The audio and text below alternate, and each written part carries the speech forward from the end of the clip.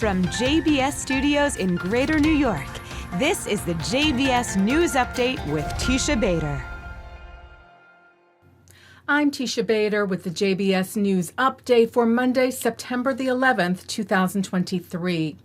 Israeli Prime Minister Benjamin Netanyahu said Israel is at the ready to help following the tragic earthquake in Morocco Friday that has left nearly 2,500 people dead in its wake.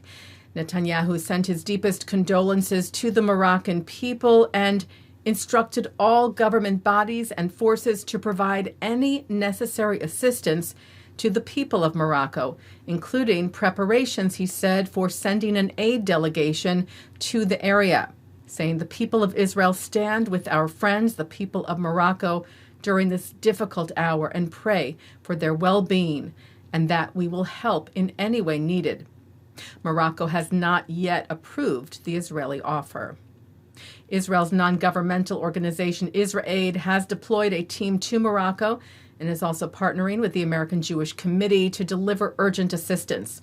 B'nai B'rith International opened its Disaster and Emergency Relief Fund to support those impacted by the tragedy, and teams from the American Jewish Joint Distribution Committee and from Israel's United Hatzalah are already on the ground providing help. U.S. President Joe Biden announced a major transportation initiative to build a rail and shipping corridor linking India with the Middle East and Europe. Biden outlined the plan with Indian Prime Minister Narendra Modi at the G20 summit taking place in India this weekend. The India, Middle East, Europe Economic Corridor, or IMEC, would include India, Saudi Arabia, the United Arab Emirates, Jordan, Israel, and the European Union. Prime Minister Netanyahu, in his announcement to the Israeli public, outlined the route of the new venture, saying Israel will be a central junction in this economic corridor. And he thanked President Biden for, Netanyahu said, the major effort that has led to today's historic announcement, which he said will lead us to a new, unique, and unprecedented era.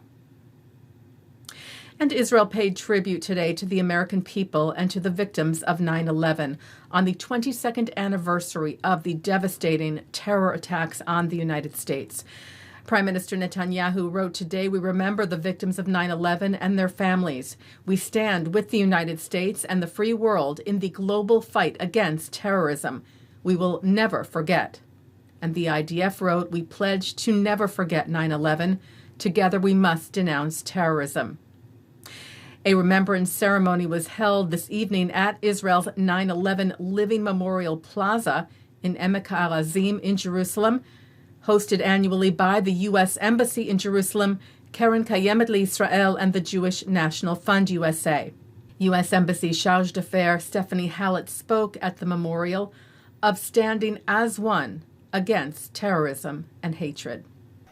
Let us continue to work together to prevent acts of terror, to promote understanding and tolerance, and to champion the values that make our world a better place.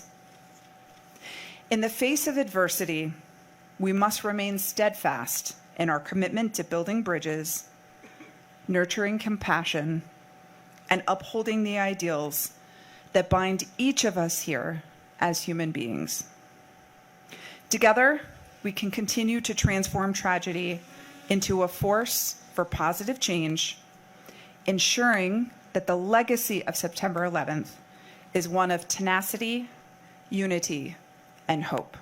And Vice Chairman of Keren Kayemet LeIsrael, Kakal JNF, David Yaari, shared a pledge to honor each of the victims of the tragedy. Today, we commemorate the lost lives of 9/11 by pledging, as KKL, to plant 2,977 trees in the Kakal forest throughout the land of Israel. May the trees we plant in their memory endure, enjoy the passage of time, and grow to witness a world that is better, safer, cleaner, and create a canopy of hope and unity all over us. God bless America, God bless Israel, and God bless the unity and freedom that we share. The evening also included moving musical performances, the laying of wreaths, and words from family members of 9/11 victims, including Peres Avraham, who recited the mourner's Kaddish for his daughter, Alona.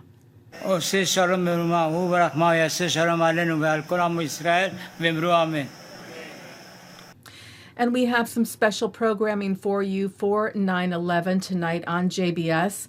Taking a look now at our programming for Monday, September the 11th. At 7 o'clock, Robert Siegel remembers the tragedy and explores its legacy with director of the 9/11 Museum, Alice Greenwald, World Trade Center developer Larry Silverstein, and journalist Evan Osnos. At 8, Rabbi Erez Sherman and 3 rabbinical students speak to Shachar Azani of their firsthand accounts of the Zionist Education Fellowship. At 9, Kenneth Feinberg, who determined and distributed compensation for the families of the victims of September 11th, talks about his experience on L'chaim. At 10, Rabbi Sherman speaks with journalist and author Tom Rinaldi, who shares the story of an athlete who saved lives on 9/11. And coming up next, it's Good Week, Israel.